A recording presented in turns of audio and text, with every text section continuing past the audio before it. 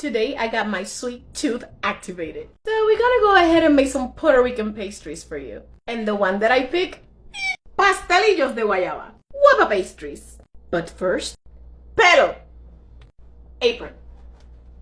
Let's start cooking. Today's ingredients: confectioner's sugar, some puff pastry sheets, and some guayaba. And you're gonna need one of these. I'll let you know at the end. Also, if you have oven sheets or oven paper, better. And a cookie sheet tray. Oh, and you're gonna need one of these. In the pack of the puff pastry sheets, it comes 2 of these. If you have a pizza roller, you're gonna need it because you wanna stretch this a little bit more so it can get a little bigger, but without losing its consistency. In the meantime, preheat your oven at 350. After you stretch your puff pastry sheet, you wanna cut it in squares. Kind of like 4 inches wide, if you know what I mean. So sorry, it was a joke. I didn't want to put your personal information out there. Let's continue. After you cut it, you're going to fold it in half. It's going to look like that. You're going to place it on top of the other one. Don't press it down because then it's going to stick to the other part, but you want to cut it in half. It's going to look like this. And by the way, I'm making mini pastelillos for parties, so you're going to cut this ones too in half.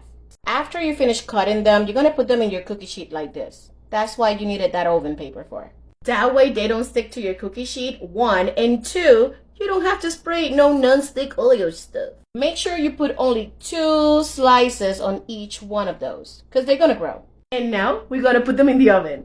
Yeah! Now let's make the guayaba. You're gonna get your guayaba block and you're gonna cut it in squares, little squares. You're gonna get your pot ready and you're gonna put it on low. I have an electric stove, so I'm gonna put it around 6 to 5. And also, I'm going to add 1/4 of water right there so my guayaba doesn't stick to the bottom of the pot. And you're going to place your guayaba blocks in there. You're going to start mixing it little by little so it doesn't stick until it melts. Keep in mind, you don't want this too watery. You want it to be thick. Thick. No, because we got drains too. Sorry. You might need to start kind of like breaking the guayaba so it can melt faster. And after 10 minutes, you have your paste ready. When it's ready, just put it to the side.